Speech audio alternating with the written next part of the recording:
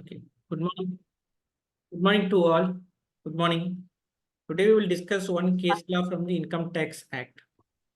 This is the case relating to Mrs. Angle Anthony Test Technologies SRL versus Assistant Commissioner of Income Tax.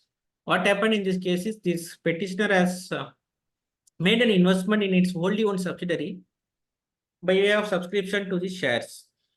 And the Assistant Commissioner of Income Tax, after making this group, they have sent a notice to these petitioners for wealth escape assessment. Agreed by the notice, the petitioner has filed a writ petition before the Honorable High Court of Delhi challenging the notices as well as the consent section 148. Let us see what is this case is.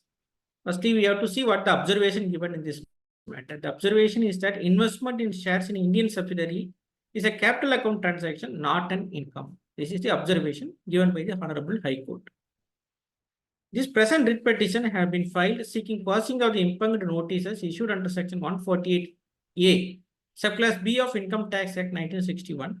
The impugned orders passed under Section 148D of the Act and notice issued under Section 148 of the Act and all consequential actions thereto. Petitioners also challenge the legality and constitutional validity of explanation 1 to Section 148 of the Income Tax Act.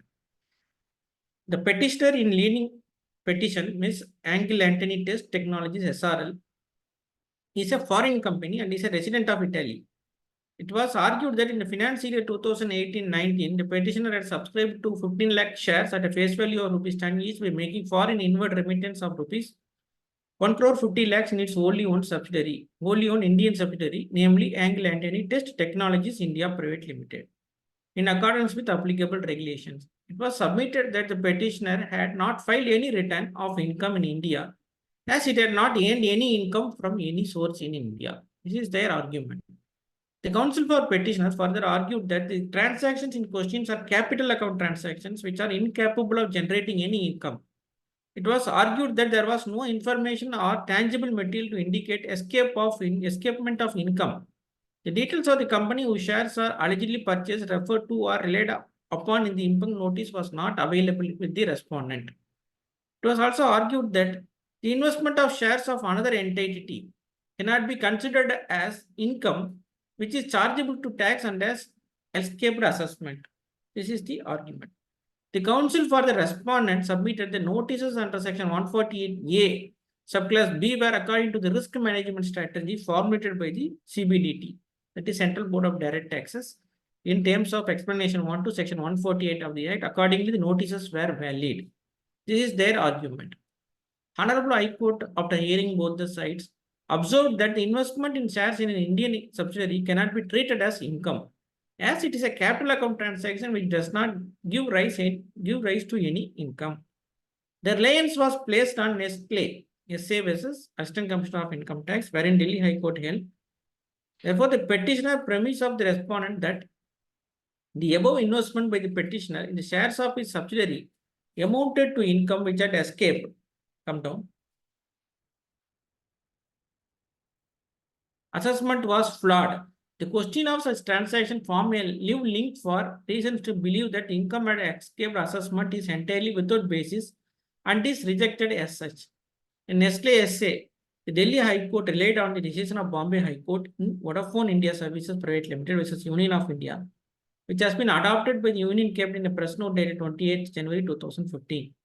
Further reliance was placed on Divya Capital One Private Limited, earlier known as Divya Portfolio Private Limited, versus Assistant Commissioner of Income Tax, wherein Delhi High Court held that whether it is information to suggest under amended law or reason to believe under S2I law, the benchmark of escapement of income chargeable to tax still remains the primary condition to be satisfied before invoking the powers under Section 147 of the Act. Accordingly, the court set aside the notice under Section 148A, Subclass D of the Income Tax Act, and all consequential proceedings. However, the court left open the challenge to virus of explanation 1 to Section 148 of the Act. So, what the court has said is this is only a capital account transaction. It cannot be treated as income in the hands of the assessee. So, either it is a wholly owned subsidiary which received the full amount or the hands of the petitioner. because they are making only a capital account transaction, investment in only shares. They are not receiving any income. So this is not an income. Therefore, this is only a capital account transaction. It is not liable to tax. So this is the order passed by the Delhi High Court in this matter. Any doubt on this? You can tell. No, sir. Okay. No, sir. Okay. Can you, Srinath, what is the summary of this? Can you just summarize? I mean, exactly what is it trying to say? Yes, Mamta. This is a capital account, that is a company which is in a foreign, made some investment in the Indian wholly owned Indian subsidiary. What the income tax did is they sent a notice. They was having an suspicion that this amount may be an income for them. Okay, by way of routing some other way. So they sent a notice of income escape assessment to the foreign entity. What they have said is we have made only an investment in the shares in an Indian wholly owned Indian subsidiary. Where comes the income for us? It is not an income for us. And whatever notice is sent to our subsidiary company, we have not received anything. So it is only a capital account transaction. There is no income arising from this investment. So it is not an income escaping assessment either for the assessee or to this petitioner, that is company. So court had observed, taken reference of all these case laws and said that yes, it is a capital account transaction. So it is not an income escape assessment or income. There is no escapement of income. So Okay, understood. So okay. that is section 148. Yes, capital 148 and 147 also referred. Okay. Okay. Okay, Mamta. Thanks. Thank you. Thank you. Thank you all. Thank you, sir. Thank you. Who else is taking the session? Me, ma'am. Vishnu.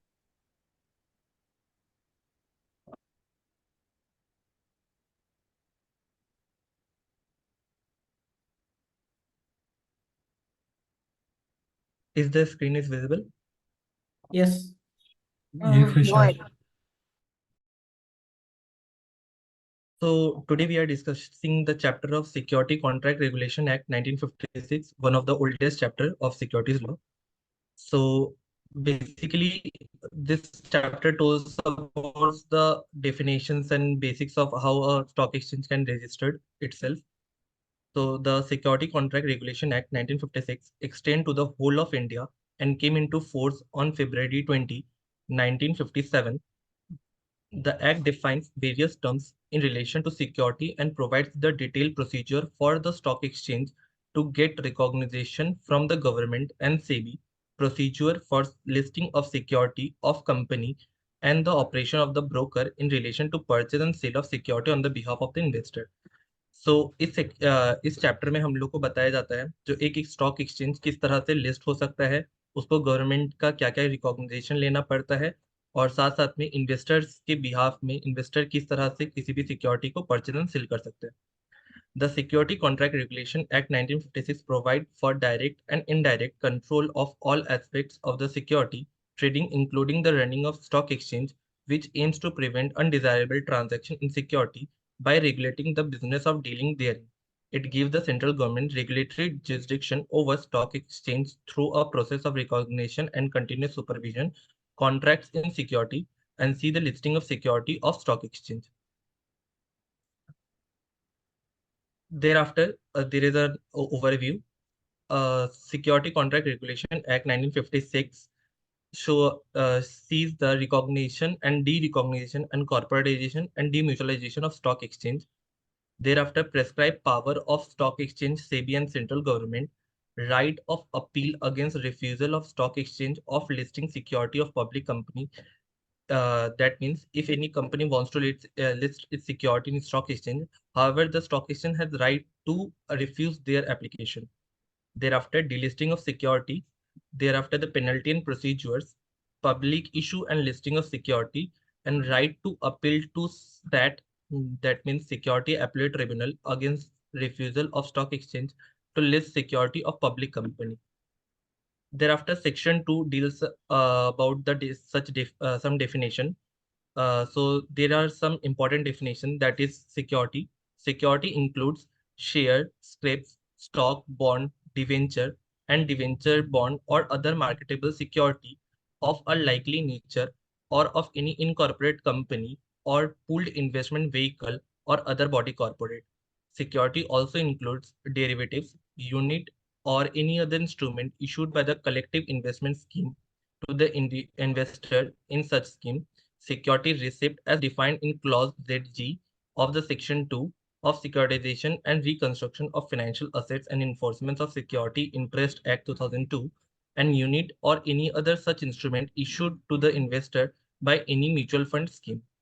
Any unit or any other instrument issued by the pooled investment vehicle, any certificate or instrument issued to an investor by any issuer being a special purpose distinct entity which imposes any debt or receivables, including mortgage debt, assigned to such entity and acknowledging beneficial interest of such investor in such debt or receivable, including mortgage debt.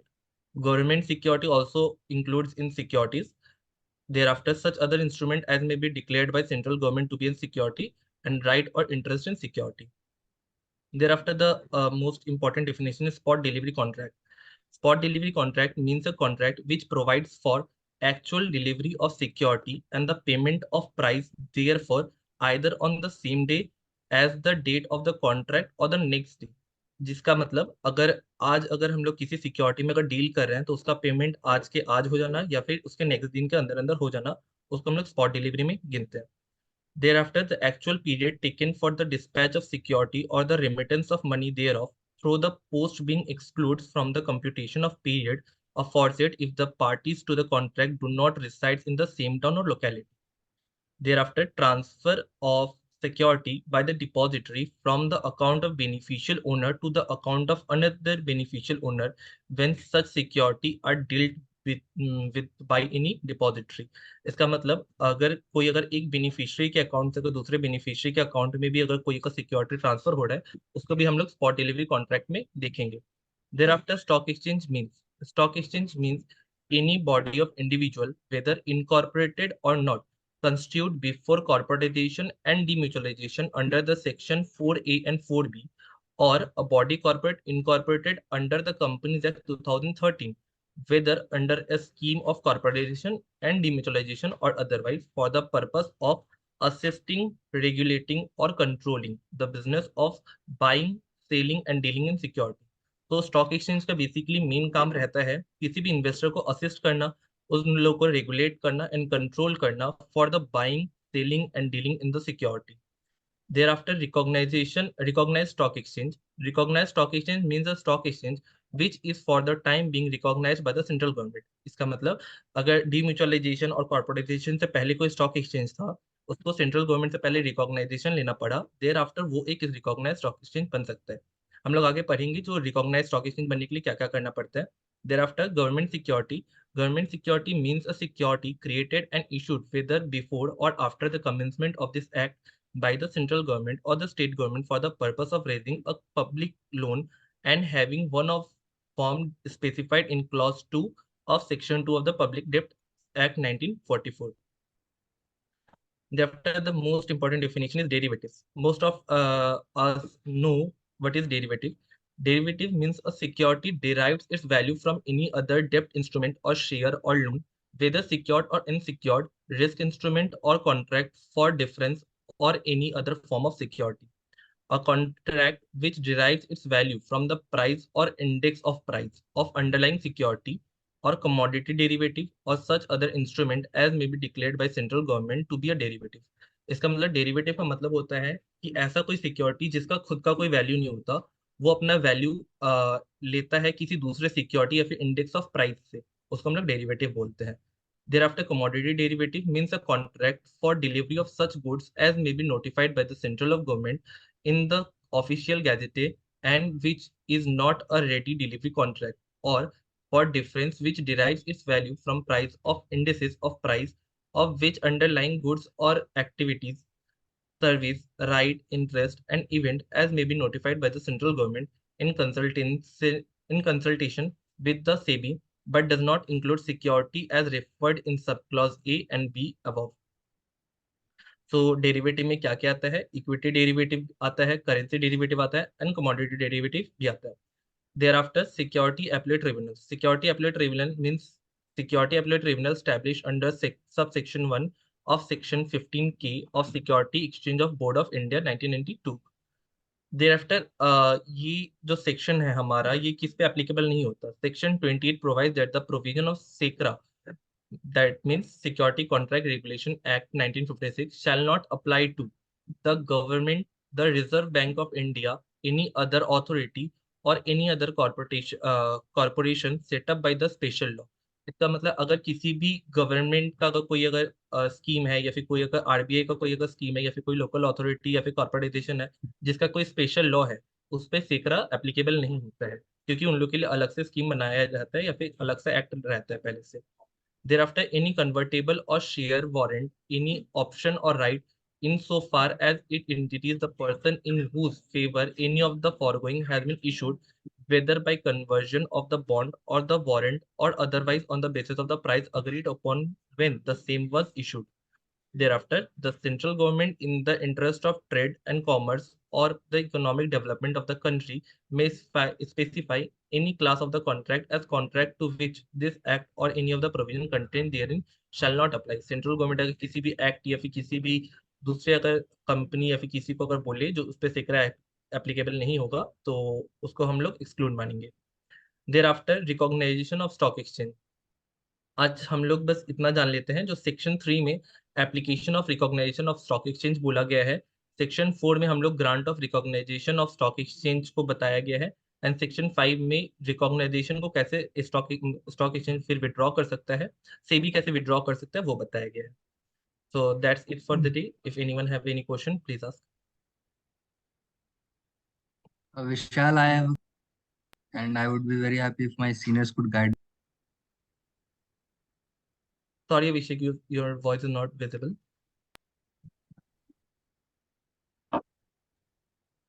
I was asking that does the definition of derivatives, does it cover the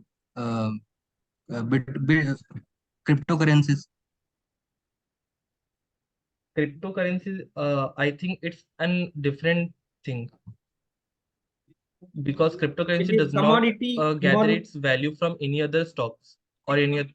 Vishal, this will not comes under the commodities. Okay. So Abhishek, that is an currency rate derivatives, currency derivative. Okay, that is currency. So this is not an commodity derivatives. Okay. And cryptocurrency has not acquired that status in India so far. For trading in cryptocurrencies, as of now, it is not allowed. I think so.